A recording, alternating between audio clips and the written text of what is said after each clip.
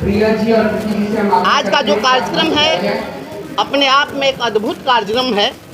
जिस दौर में लोग राजनेताओं को महिमा मंडित करने में लगे हैं, उद्योगपतियों पूंजीपतियों को महिमा मंडित करने में लगे हैं, उस दौर में इस फुटाही उच्च विद्यालय के परिवार ने अपने इस विद्यालय के संस्थापक प्राचार्य की प्रतिमा को स्थापित करने का कार्यक्रम इन्होंने आयोजित किया।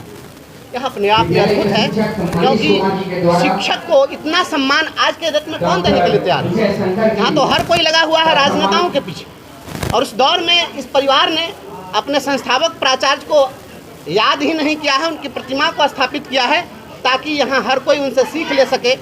उन्होंने पूरे शिद्दत से, पूरे समर्पण से इस विद्यालय को सींचा, और देश जब आज़ादी का प्रथम प्रभात देख रहा था, उस समय में यह मुजफ्फरपुर का दियारा क्षेत्र शिक्षा का प्रथम सवेरा देखा, और उस सवेरा को लाने का जो प्रमुख कार्य किया वह आदरणीय बालेश्वर बाबू ने किया, और उनकी प्रतिमा का अनावरण है। उस कार्यक्रम में सभी लोग आए हुए हैं।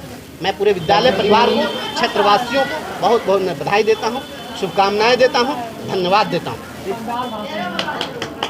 बिहार सरकार के मंत्री मंच पर थे, आपने शिक्षा विभाग के बारे में बड़ी बात बोली है। क्या लगता है बिहार में शिक्षा व्यवस्था लचर है? शिक्षा अपने मूल उद्देश्य से शिक्षा भटक गई है। मैंने अपने संबोधन में भी कहा, शिक्षा का वास्तविक उद्देश्य जो था वह हमारे यहाँ भारतीय वांग में कहते हैं कि सा विद्या या विमुक्त।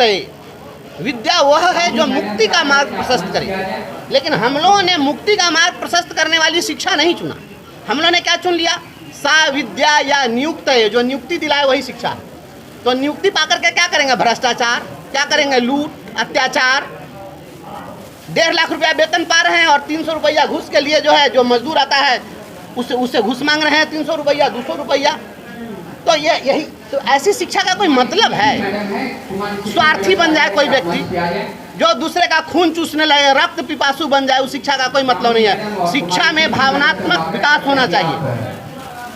किसी चीज़ की सार्थकता तभी है जब उसमें इंसानियत हो, दया हो, करुणा हो, क्षमा हो, स्नेह हो, प्रेम हो, तभी जाकर के शिक्षा का मतलब रहता है। आज शिक्षा में क्या हो गया है? आज जब हम लोग रामचरितमानस पढ़ते हैं तो उसमें राम जी का जो बालकांड है उसमें लिखा कि प्रातः काल उठे रघुनाथा, माता पिता गुरु ना वही माता। तो प्रातः काल जब राम जी उठते हैं तो माता पिता और गुरु को प्रणाम करते हैं।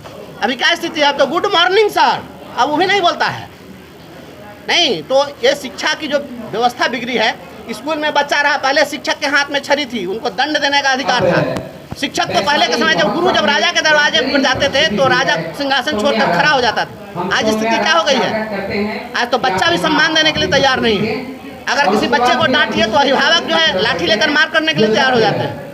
और बात हो रही थी यहाँ पर, हमारे एक प्राचार्य जी ने कहा कि विद्यालय में हम लोग पहले थर्मामीटर बनाना सीखते थे, अब स्कूल में लोग रील बनाना सीख रहे हैं।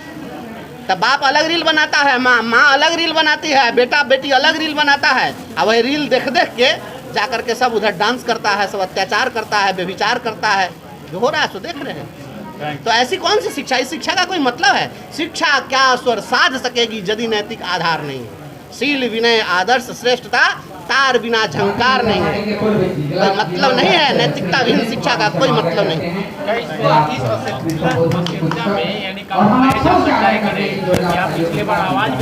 मैं सदन में बोलता रहा हूँ और हमेशा मैं बोलूँगा, मैं एक शिक्षक हूँ।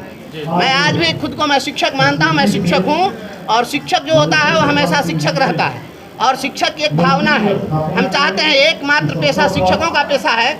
दुनिया में जितने लोग हैं, आप पत्रकार अगर हैं तो आप ही के दूसरे साथी चाहेंगे कि इनका मीडिया कमज़ोर हो जाए और हम आगे बढ़ जाएं। कोई आपको आगे बढ़ते हुए देखना नहीं चाहेगा। एकमात्र पेशा शिक्षक का है जो अपने बच्चे को आसमान की बुलंदी तक देखना चाहता है। वह चाहता है कि मेरा पढ़ाया हुआ विद्यार्थी हमसे कोसों दूर आगे जाए, आसमान की बुलंदियों पर हो, केवल इतना ही के लिए कि वह कह सके कि अभी जो कलेक्टर है ना वो मेरा विद्यार्थी। और शिक्षक को कोई स्वार्थ नहीं, इसलिए शिक्षक का सम्मान इसी के लिए है।